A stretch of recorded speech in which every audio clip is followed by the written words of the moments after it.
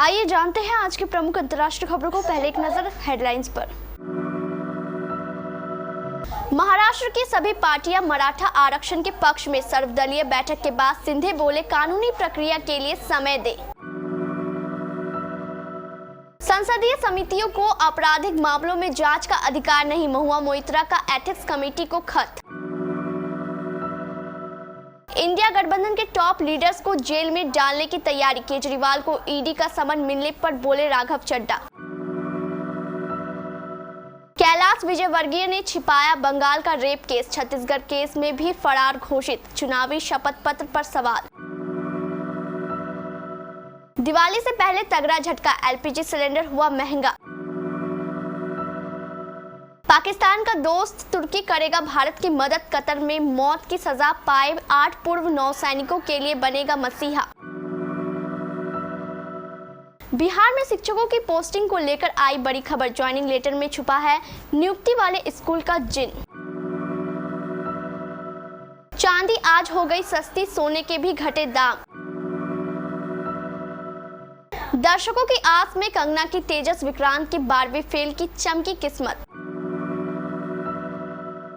और इस star cricketer का हो गया एक्सीडेंट। वर्ल्ड कप में 7 दिन पहले ही 40 गेंदों पर ठोकी है तूफानी सेंचुरी। मराठा आरक्षण को लेकर महाराष्ट्र के मुख्यमंत्री एकनाथ शिंदे ने बुधवार सुबह 10:30 बजे सर्वदलीय बैठक की। इसमें शरद पवार समेत 32 पार्टियों के नेता शामिल हुए। करीब 3 घंटे की बैठक के बाद दोपहर 1:30 बजे शिंदे सह्याद्री भवन से बाहर आए और मीडिया से करीब 2 मिनट बात की। शिंदे ने कहा, सर्वदलीय बैठक में सभी दलों के नेता इस बात पर सहमत हुए कि मराठा समुदाय को आरक्षण मिलना चाहिए। यह निर्णय लिया गया कि आरक्षण कानून के दायरे में और अन्य समुदाय के साथ अन्याय के बिना होना चाहिए। आरक्षण के लिए अनशन पर बैठे मनोज जारांगे से भी अपील है कि वो अनशन खत्म करें। हिंसा ठीक नहीं है। टीएमसी सांसद महुआ मोइत्रा ने लोकसभा की एथिक्स कमेटी से एक खास मांग की है। उन्होंने कहा कि वो चाहती है इस पूरे मामले में कारोबारी दर्शन हीरानंदानी की बेहतर तरीके से जांच की जाए। जरूरत हो उन्हें क्रॉस एग्जामिन भी किया जाए। महुआ मोइत्रा ने एथिक्स कमेटी को पत्र लिखकर यह मांग की है। साथ ही महुआ मोइत्रा ने यह भी दावा किया है कि संसदीय समितियों को आपराधिक मामलों में जांच का कोई अधिकार नहीं है। ये केवल जांच एजेंसियां ही कर सकती है। खास बात यह है कि महुआ मोइत्रा ने ये मांग उस समय की जब उन्हें कल यानी 2 नवंबर को एथिक्स कमेटी के सामने इस मामले में पेश होना था। महुआ मोइत्रा पर आरोप है कि उन्होंने कारोबारी से पैसे लेकर संसद में सवाल पूछे और संसद का अपना लॉग इन पासवर्ड भी उनसे साझा किया। दिल्ली के सीएम अरविंद केजरीवाल को ईडी की ओर से समन मिलने के बाद आम आदमी पार्टी लगातार बीजेपी पर हमलावर है। आप नेता और सांसद राघव चड्ढा ने कहा कि बीजेपी अरविंद केजरीवाल को जेल में डालकर दिल्ली की 7 सीटें अपनी जेब में रखना चाहती है। उन्होंने कहा कि हेमंत सोरेन के बाद बिहार में आरजेडी के तेजस्वी यादव को अरेस्ट किया जाएगा। राघव ने कहा कि ये सिलसिला यही नहीं थमेगा, क्योंकि इसके बाद पश्चिम बंगाल में ममता बनर्जी और अभिषेक बनर्जी की गिरफ्तारी होगी। फिर केरल में भाजपा मुख्यमंत्री पिनाराई विजयन अरेस्ट होंगे। फिर तमिलनाडु में स्टालिन की गिरफ्तारी होगी। महाराष्ट्र में उद्धव ठाकरे और शरद पवार के दल के नेताओं की गिरफ्तारी होगी। उन्होंने कहा कि इन राज्यों में टॉप नेताओं की गिरफ्तारी कर बीजेपी लोकसभा की सीटें जीतना चाहती है। उन्होंने कहा कि अरविंद केजरीवाल को नोटिस मिला है, आगे का प्लान जल्द ही बताएंगे। बीजेपी के राष्ट्रीय महासचिव और विधानसभा क्षेत्र क्रमांक 1 के प्रत्याशी कैलाश विजयवर्गीय के मुसीबतें कम नहीं हो रही है। चुनावी नामांकन दाखिल करने के दौरान बीजेपी प्रत्याशी कैलाश ने अपने ऊपर चल रहे 2 प्रकरणों का उल्लेख किया।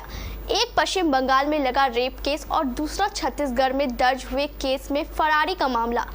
अब कांग्रेस उनको घेरने की तैयारी करती नजर आ रही है। दरअसल पश्चिम बंगाल के भाजपा प्रभारी रहे कैलाश विजयवर्गीय पर एक महिला ने दुष्कर्म, अमानत में खयानत सहित अन्य गंभीर धाराओं में केस दर्ज करवाया था। कोर्ट के आदेश पर अलीपुर थाने में दर्ज इस मुकदमे के खिलाफ आरोपी विजयवर्गीय ने हाई कोर्ट में अपील की थी, मगर अपील खारिज हो गई थी। इसके बाद सुप्रीम कोर्ट में गुहार लगाई गई, लेकिन शीर्ष कोर्ट ने भी निचली अदालत को फिर से आदेश पर विचार करने के निर्देश दिए। मतलब केस अभी लंबित है। नवंबर का महीना शुरू हो गया है और दिवाली से पहले पहली तारीख को करवा चौथ त्योहार पर एलपीजी सिलेंडर पर महंगाई का बम फूटा है। दरअसल पेट्रोलियम कंपनियों ने कमर्शियल गैस सिलेंडर के दाम में एक बार फिर से तगड़ा इजाफा किया है। 1 नवंबर 2023 से 19 किलोग्राम वाला एलपीजी गैस सिलेंडर 100 रुपए से ज्यादा महंगा हो गया है। हालांकि 14.2 किलोग्राम वाले रसोई गैस सिलेंडर की कीमतों में कोई बदलाव नहीं किया गया है। कतर में पिछले दिनों जो कुछ भी हुआ है उसने भारत सरकार के सामने नई चुनौती पैदा कर दी है। 8 पूर्व नौसैनिकों को कतर की एक कोर्ट ने फांसी की सजा सुना दी है। अब इन नौसैनिकों की सुरक्षित रिहाई कैसे होगी, इसके विकल्पों पर माथापच्ची जारी है। कई अलग अलग विकल्पों के बीच एक विकल्प तुर्की का भी नजर आ रहा है, लेकिन तुर्की भारत की मदद करेगा या नहीं, इस पर सिर्फ अंदाजा ही लगाया जा सकता है। तुर्की जो पाकिस्तान का बेहद करीबी है, कतर के साथ अच्छे रिश्ते साझा करता है, ऐसे में वो भारत के लिए काफी मददगार साबित हो सकता है। बिहार के मुख्यमंत्री नीतीश कुमार 2 नवंबर को चयनित शिक्षकों को नियुक्ति पत्र देंगे, लेकिन इन शिक्षकों के मन में एक सवाल चल रहा है कि नियुक्ति पत्र मिलने के बाद पोस्टिंग किस आधार पर होगी। सबसे पहला स्कूल उन्हें कौन सा मिलेगा, ये ऐसे सवाल है जिसका जवाब सभी नव नियुक्त शिक्षक जानना चाहते हैं। जानकारी के अनुसार चयनित शिक्षकों के पदस्थापन में ग्रामीण स्कूलों को प्राथमिकता दी जाएगी। बता दें कि गुरुवार को मुख्यमंत्री नीतीश कुमार गांधी मैदान में शिक्षकों को नियुक्ति पत्र देंगे।